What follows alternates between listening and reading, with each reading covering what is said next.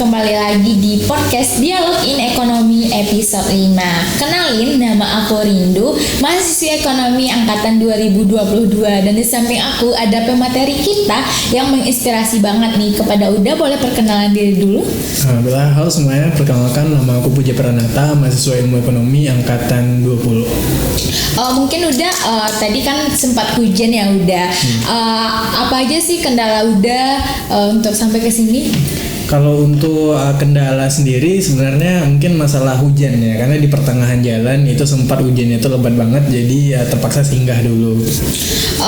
Butuh effort banget ya udah untuk kesini di hari hujan, udah sempat-sempatkan datang. Makasih banget ya udah, Rindu ucapin pada Uda. Kalau boleh tahu keseharian Uda apa aja sih? Kalau untuk keseharian mungkin itu seperti yang angkatan 20 lainnya ya, mungkin kami itu sibuk skripsi dan juga udah sebagai ketua dari Komunita Kemenq yang di bawah naungan Kementerian Keuangan. Kalau boleh tahu, kalau jadi ketua itu apa aja sih yang dilakukan udah, dan kegiatannya itu apakah sibuk dan mengganggu waktu perkuliahan nggak ada? Kalau untuk udah sendiri ya, dikenalkan dari Komunita Regional Padang itu kan terbentuk dan alhamdulillah udah terpilih sebagai ketua, dan mungkin untuk keseharian itu tidak terlalu mengganggu gitu. Seperti itu ya udah. Kalau dari Uda sendiri, apa aja sih yang udah rasakan menjadi ketua atau privilege yang udah rasakan menjadi ketua itu, dan impactnya untuk keseharian Uda atau kehidupan kedepannya Uda? Nah, oke, mungkin kalau untuk impact ya bagi Uda itu sendiri ya, mungkin sebagai ketua komunitas regional itu mungkin sebagai jenjang karir Uda, bagaimana Uda buat mencari kerja ke depannya, karena udah punya latar belakang sebagai ketua regional gitu. Seperti itu ya, udah cukup sekali ya udah menjadi ketua di sela-sela perkuliahan tadi. Tadi sempat Rindu dengar nih dari yang udah sampaikan, tadi udah ada menjelaskan lagi skripsian nih. Rindu kepo udah kan, Kak Rindu juga udah semester 4 nih udah mencari referensi untuk skripsi itu dari mana aja sih udah? Mungkin kalau dari Uda sendiri ya, karena kan minat Uda dari SDM dan ketenagakerjaan. Kebetulan Uda memiliki kenalan lah dari kating-kating angkatan 19 maupun angkatan 18 yang mana memiliki kesamaan peminatan di SDM gitu. Jadi udah tanya-tanya lah kepada mereka gimana pemilihan judul, penyusunannya seperti apa, dan tips and trick gimana cara nyusunnya yang baik dan benar biar ketika revisi itu tidak terlalu banyak gitu. Untuk misalkan kita nih lagi skripsi kan udah, untuk dosen pembimbingnya sendiri itu kita memilih atau sudah ditentukan oleh jurusan ya udah? Kalau di ekonomi itu sendiri, yang pertama kita bakal pitching terlebih dahulu, di mana pitching ini seperti gambaran besar terkait dengan judul skripsi kita, lalu bagaimana peminatan kita itu seperti apa di dalam skripsi ini, judul kita tuh kayak gimana, dan ruang lingkupnya nanti yang kita ambil seperti apa dan pengaruhnya apa gitu. Itu nanti setelah pitching kita kumpulkan dan nanti bakal rilis lah dari jurusan terkait dengan dosen pembimbing yang bakal membimbing kita gitu. Seperti itu ya, udah cukup ribet sekali ya sih udah untuk masalah skripsi ini. Dari yang udah jelaskan tadi, Rindu ada mendengar atau udah menyinggung soal magang itu udah. Rindu yang seperti yang Rindu ketahui, magang itu adalah program dari Kemendikbudristek, yang mana magang ini merupakan tadi yang udah singgung tadi masalah magang dah. Mungkin Rindu kan masih awam banget nih tentang magang ini. Yang Rindu ketahui itu cuman ada magang mandiri sama magang MBKM. Udah boleh jelasin dikit apa itu magang? Oke, mungkin magang itu seperti simulasi kerja bagi para mahasiswa, di mana mereka bakal menjadi bagian dari ruang lingkup dunia kerja. Nah, lalu di magang itu sendiri di dunia kampus ada dua ya, ada magang mandiri dan magang MBKM gitu. Magang MBKM, nyinggung soal magang MBKM, apa hal yang mendorong dan apa aja sih alasan Uda untuk mengikuti magang MBKM dari sekian banyak program MBKM seperti ISMA, Studi Learning, dan lain-lainnya? Kenapa Uda memilih magang MBKM ini? Oke, mungkin kalau untuk alasan tersendiri ya bagi Uda itu adalah ingin menentukan apakah value Uda cocok gitu dengan dunia pekerjaan. Nah, kebetulan udah kemarin itu ngambil di bidang komersial, di mana komersialnya emang agak relate sama anak-anak ekonomi. Nah, lalu sebagai jenjang karir juga dari UDA dikarenakan untuk sekarang ini perusahaan-perusahaan itu bakal cross check nih apakah mendaftar kerja di perusahaan mereka itu memiliki pengalaman atau tidak. Nah, di sini udah mencari pengalaman tentunya kan. Nah, dari pengalaman inilah udah bakal mendaftar di perusahaan-perusahaan ternama di kemudian hari gitu. Oke, udah. Kalau Rindu boleh tahu, udah kemarin magang MBKM-nya di mana ya? Udah di Paragon. Paragon. Paragon itu di Padang kah atau di luar Sumatera atau di mana udah? Oke. Untuk Paragon itu sendiri ya teman-teman, ada di Padang, di hampirlah seluruh provinsi itu ada PT Paragon. Nah, kebetulan udah kemarin tuh dapat bagian di PT Paragon yang ada di Sumatera Barat tuh, tepatnya di DC Padang. Nah, di Paragon di DC Padang itu atau di DC Sumatera Barat itu sebenarnya ada dua, ada yang dari DC Bukit Tinggi dan ada yang DC Padang. Namun udah ditempatkan di DC Padang. Untuk magang itu sendiri pasti ada yang namanya proses, tahapan, atau sistem seleksi. Itu sistemnya gimana sih udah supaya kita itu bisa dapat mengikuti magang ini? Oke, mungkin kalau yang pertama itu tahapannya. Tahapan awalnya itu nanti bakal ada kriteria-kriteria khusus. Nah, nanti bakal disiapin lah berkas-berkas atau file yang bakal disediakan oleh MBKM-nya langsung. Nah, dari MBKM ini nanti ada seperti SPTJM, surat rekomendasi segala macam itu udah disediakan. Nah, nanti kita bakal mengurus dan mengisilah file-file yang diberikan ini. Nah, lalu kalau udah selesai nanti minta tangan segala macam, lalu kita upload lah di web dari MBKM. Nah, ketika udah selesai, udah approval semua, udah ACC, nanti bakal ada list perusahaan-perusahaan yang membuka lowongan magang. Nah, kebanyakan dari perusahaan-perusahaan itu membuka sekitar 10 sampai 20 lowongan gitu. Jadi kita usahain lah buat yang relate sama jurusan dan memiliki potensi untuk lulusnya besar gitu. Gitu udah. Untuk informasi tentang magang MBKM ini udah dapatin dari mana? Dari jurusan kah atau dari internet atau dari teman atau dari mana udah? Kalau untuk magang itu sendiri udah taunya dari cutting sebenarnya, karena kan cutting itu mereka tuh udah duluan. Nah, dan kebetulan ketika udah lihat cutting ini sepertinya seru dan udah tanya ini mereka nih magangnya itu bersifat yang mandiri atau yang MBKM, dan kebetulan ada cutting yang menjawab, oh ini dari program MBKM. Nah, kebetulan dari situ udah tahu, oh ternyata MBKM ini seperti ini. Ternyata kita bisa nih ikut program-program ini, dan perusahaan-perusahaan yang buka itu ternyata banyak sekali. Dan kebetulan yang kemarin itu ekonomi itu termasuk dengan peluang yang besar lolosnya di program MBKM. Nyinggung-nyinggung masalah magang mandiri dah. Itu tuh apa aja sih perbedaan spesifik antara magang mandiri sama magang MBKM, dan apakah itu kalau magang mandiri itu gimana sih, kalau magang MBKM itu gimana? Oke. Kalau dari magang mandiri ya, kalau magang mandiri itu biasanya bersifat tidak mengkonversi SKS. Nah, itu perbandingan terbesar ya. Kalau MBKM itu mereka tuh memiliki konversi nilai SKS itu sebesar 20. Nah, lalu kalau untuk magang mandiri itu sebenarnya biasanya lama dari magang ini sekitar 1 bulan. Nah, biasanya mahasiswa untuk magang mandiri ini ketika libur semester. Nah, beda sama magang MBKM. Kalau magang MBKM itu mereka tuh melakukannya ketika masa pelajaran semester. Jadi selama 1 semester penuh lah program MBKM ini berjalan. Beda sama dengan magang mandiri. Dan biasanya kalau magang mandiri itu mereka tuh tidak dibayar atau secara free. Nah, kalau dari magang MBKM ini mereka tuh dibayar gitu.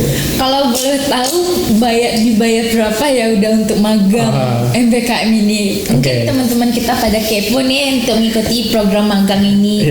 Jadi sebenarnya karena fee yang bisa dibilang besar ya kalau bagi mahasiswa, itulah alasan kenapa dari program MBKM ini memiliki peminat terbanyak dari program magang ini gitu. Betul. Nah, jadi biasanya kalau dari batch sebelumnya itu sekitar 2,8 juta itu per bulan, belum lagi ditambah dari perusahaan masing-masing. Nah biasanya dari perusahaan masing-masing ini berbeda-beda, ada yang 1 juta, ada yang 500, ada yang 750, bahkan ada yang perusahaan yang tidak memberikan fee tambahan. Nah kalau udah kemarin itu di Paragon itu mempunyai fee tambahan sekitar 500 ribu. Nah dari program magang itu kan dari mahasiswa MBKM itu memiliki lama magangnya itu sekitar 4 bulan, namun dihitung beserta gajinya itu sekitar 5 bulan. Jadi 2,8 dikali 5 ditambah dari 500 dikali 5. Jadi segitulah total sekali masa magang yang diikuti oleh mahasiswa. Cukup membantu sekali ya udah untuk bagi mahasiswa. Nah, itu namun sebenarnya itu tidak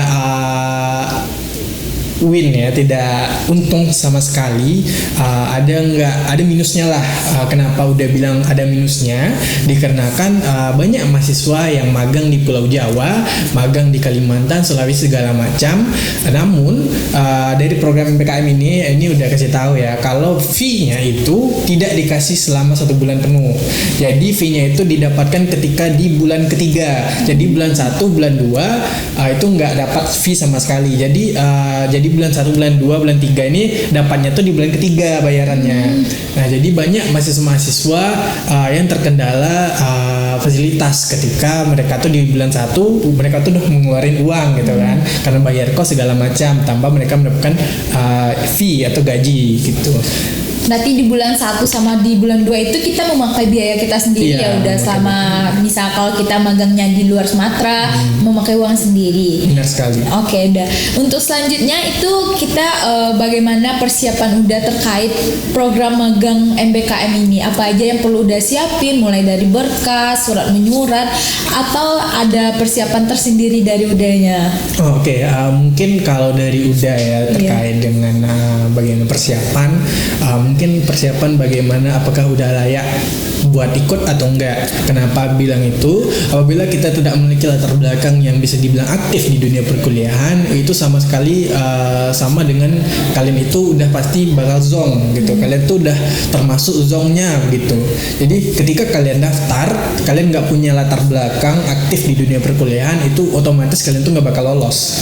Nah, kenapa udah bilang seperti itu? Ketika kalian nggak punya latar belakang, otomatis CV kalian itu udah nggak ada isinya gitu. Nah itu kenapa aktif di dunia perkuliahan, ikut organisasi, ikut kepanitiaan, baik itu di luar kampus maupun di dalam kampus, itu sangat penting. Walaupun itu sangat menyita waktu, namun mahasiswa yang cerdas itu biasanya memiliki manajemen waktu yang pintar gitu. Apakah dia bisa atau enggak?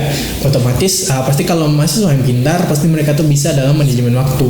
Nah lalu ketika udah yakin oh ternyata udah bisa nih buat daftar, dan udah tanya-tanya ke teman-teman yang lain. Jadi kita tuh nggak perlu atau kita nggak harus nanya ke teman-teman jurusan kita bisa nanya ke teman-teman jurusan lain, karena kan ilmu atau informasi yang didapatkan itu berbeda-beda. Atau ketika kita dapat informasi A, mereka udah dapat informasi A duluan gitu. Berarti di sela-sela udah magang, untuk mengisi CV kita itu perlu sekali ya udah mengikuti organisasi baik di kampus maupun di luar kampus, dan sangat membantu untuk simulasi untuk kedepannya ya. Iya, sangat membantu. Selain dari magang, kita perlu juga mengikuti organisasi di kampus maupun di luar kampus untuk menambah CV kita yang akan berguna untuk nanti ke depannya. Apa aja sih pengalaman menarik udah selama udah magang di magang MBKM ini? Oke, untuk pengalaman sendiri ya. Dikarenakan kita kan awalnya tuh sebagai mahasiswa, kita bergabung atau menjadi suatu bagian di perusahaan, otomatis kita harus menyempurnakan diri agar cocok di perusahaan ini. Nah kebetulan kemarin tuh udah di Paragon. Nah di Paragon itu mereka kebanyakan yang udah umur 30-40an, namun di Paragon itu sendiri tidak diperbolehkan untuk memanggil bapak atau memanggil ibu. Jadi kita terus manggil kakak dan abang. Nah maupun berapapun umurnya harus dipanggil kakak maupun dipanggil abang. Nah Jadi udah di kantor itu dari bapak-bapak itu manggilnya abang ke udah. Nah, abang gimana gini gitu. Jadi kayak merasa aneh aja gitu. Dan itu menjadi pengalaman yang menarik juga bagi Uda, karena kan di Paragon itu sendiri itu kan memiliki sifat kekeluargaan yang cukup kental. Nah, jadi dipakailah panggilan kakak dan abang untuk mendekatkan diri antar sesama gitu. Nah, lalu udah kan di bagian bidang komersial, di mana komersial ini untuk meliputi kegiatan keuangan lah yang ada di perusahaan. Kebetulan udah diletakkan di dunia sales, di mana udah ikut dengan sales-sales ke pasar-pasar, ke toko kosmetik segala macam untuk meninjau langsung kinerja sales. Dan kebetulan udah pernah mendapatkan hal yang menarik ketika melakukan kunjungan ke toko kosmetik, yaitu diusir secara langsung. Nah, dari situlah udah tahu bagaimana dunia sales itu ternyata tidak semudah yang kita bayangkan. Nah, bener sekali, udah tadi kan udah sampaikan tuh sebenarnya dunia sales atau dunia pekerjaan itu tidak semudah yang kita bayangkan, sangat jauh berbeda ya udah dari dunia perkuliahan ini. Udah aku mau nanya nih, pasti ada namanya culture shock ya kan udah, yang udah rasakan selama magang MBKM itu. Apa aja sih culture shock yang udah rasain? Oke, mungkin kalau culture shock ya mungkin dari perusahaan itu seperti yang udah bilang tadi, itu mereka tuh memanggil kakak dan abang. Mau berapapun umurnya harus dipanggil kakak dan abang. Nah, satu lagi, kebanyakan dari perusahaan-perusahaan itu mereka tuh tidak relate dengan jurusannya. Mungkin karena ini merupakan perusahaan swasta ya. Ada HRD yang memiliki jurusan teknik, tidak nyambung gitu.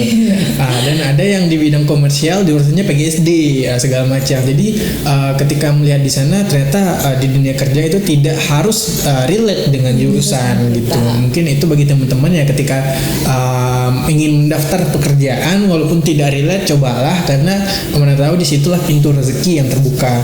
Nah, satu lagi, ketika udah ikut perkumpulan seluruh mahasiswa magang yang ada di Paragon, itu mereka tuh benar-benar aktif sekali ya, karena mereka tuh jebolan UI, jebolan UGM, jebolan Undip, dan itu benar-benar kayak kita tuh merasa wah ternyata aku tuh nggak ada apa-apanya kalau sama mereka. Nah, mungkin itu. Sama satu lagi, mungkin kalau dari perusahaan-perusahaan itu mereka pasti buat ngecek ini kampusnya dari mana, ini udah pernah didengar nggak kampusnya gitu. Dan kebetulan UNAN itu merupakan salah satu kampus ternama yang ada di luar Pulau Jawa. Nah, di situ mereka tuh pasti ketika ada perusahaan-perusahaan yang melihat kandidatnya itu ternyata dari UNAN, boleh nih kita lihat bagaimana gitu. Apabila di salah situ ada berapa kandidat, cuman dari kita yang UNAN, dan di situ kandidat-kandidat yang difilter dari luar Jawa. Nah, pasti yang dari UNAN yang didahulukan gitu, yang dicek tuh pasti dari UNAN gitu.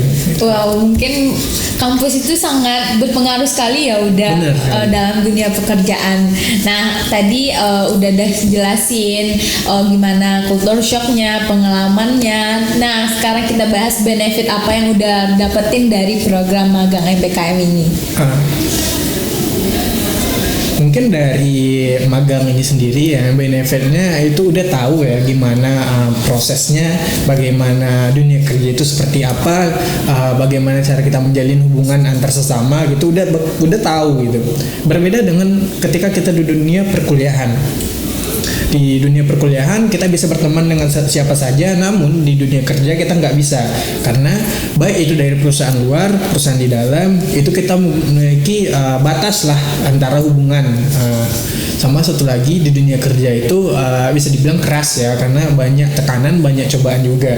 Nah, belum lagi kita dapat pekerjaan A, namun atasan udah ngasih ke cobaan B lagi. Nah, ini tugas B nih, kamu harus kerjakan nanti malam deadline-nya ya. Nah, itu mungkin dari tekanan itu tuh udah berbeda banget, baik itu dari organisasi maupun kepanitiaan. Di dunia pekerjaan itu tekanan yang diberikan itu 2 kali lipat lah, dan kita harus memberikan kinerja yang cukup baik gitu.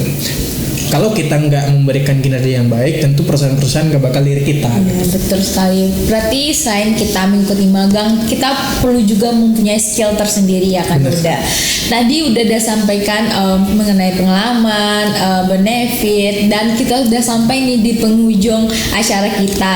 Boleh dong udah kasih sedikit closing statementnya untuk program magang MBKM ini kepada teman-teman kita nih yang ingin tahu ya, dan ingin mengikuti program ini. Mungkin boleh dikasih closing statementnya udah atau saran. Oke, saran lah. Iya, saran kan ya. tadi Udah, belum iya. ada membahas saran Iya. kepada Maaf ya, udah.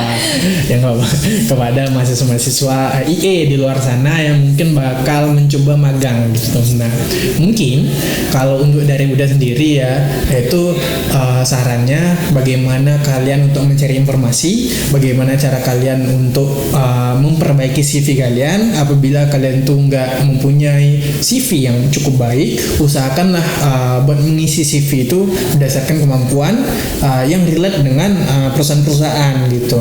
Nah, lalu kalau kalian tuh minim akan organisasi, cobalah organisasi mulai dari sekarang, cobalah kepanitiaan mulai dari sekarang. Kalau nggak kalian coba, udah pastikan CV kalian itu bisa dibilang zonk. Biasanya dari perusahaan itu mereka tuh punya istilah, kalau ke pendaftar ya, ini istilahnya tuh, oh ini telur, ini CV-nya telur nih, telur tuh 0 gitu. Jadi udah dipastikan ini CV-nya tuh zonk gitu, nggak menarik gitu. Jadi usahakanlah buat CV kalian itu sebaik mungkin dan dengan format berbahasa Inggris. Karena kan dari yang pengalaman udah itu CV itu harus berformat berbahasa Inggris biar formal dan perusahaan tertarik, wah ini CV-nya berbahasa Inggris sedangkan ini berbahasa Indonesia, pasti mereka tuh memilih untuk cek yang CV berbahasa Inggris. Nah, lalu ketika kalian mendaftar perusahaan, masuk ke perusahaan-perusahaan dengan bidang tertentu, usahakan CV kalian itu terformat dengan scan yang ada dari perusahaan. Kenapa dia bilang seperti itu? Dikarenakan perusahaan-perusahaan ini memiliki fitur di mana mereka tuh bakal memfilter segala macam CV di mana ada kata kuncinya. Contohnya komersial. Dari komersial nanti mereka punya kata kunci money, finance segala macam. Nah, pokoknya yang berkaitan dengan komersial. Nah, apabila di scan CV-nya ada kata money, ada kata finance segala macam, otomatis CV itu pasti bakal dicek. Jika di CV kalian nggak ada kata-kata money, finance segala macam, otomatis CV kalian tuh nggak bakal dicek. Nah, itu kalian tuh udah gagal gitu. Nah, itu kenapa di CV itu ada namanya soft skill dan ada namanya hard skill. Nah, di situ nanti kita isi yang berkaitan dengan perusahaan-perusahaan, berkaitan dengan kalian tuh daftarnya tuh di bidang apa gitu. Nah, lalu biasanya dari MBKM ini sendiri itu kan perusahaan-perusahaan itu list masuknya di web MBKM itu di minggu kedua pembukaan pendaftaran. Nah, di situ nanti di perusahaan-perusahaan itu bakal banyak kayak jobnya itu seperti apa, bidangnya ada komersial, ada yang di bidang informasi dan komunikasi, di situ tuh banyak. Nah, biasanya satu perusahaan itu buka jobnya itu sebesar 20 atau 30. Nah, dari Paragon kemarin itu ada sekitar 50 job yang tersedia buat didaftar. Ya. Nah, di situ biasanya HRD perusahaan itu hanya ceknya di 3 hari pertama.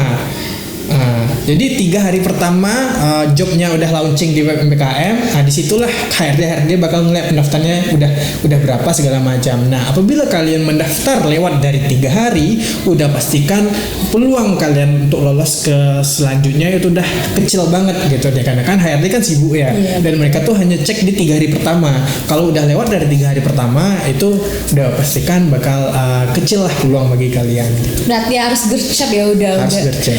Berarti mungkin itu kali ini mungkin sekian aja ya udah. Rindu ucapin makasih banyak ya udah atas waktu dan effortnya untuk kesini dari hari-hari hujan sampai udah selesai episode kali ini. Mungkin kita boleh saya dulu ke kamera udah. Hai, sampai jumpa di episode Dialog Ekonomi selanjutnya.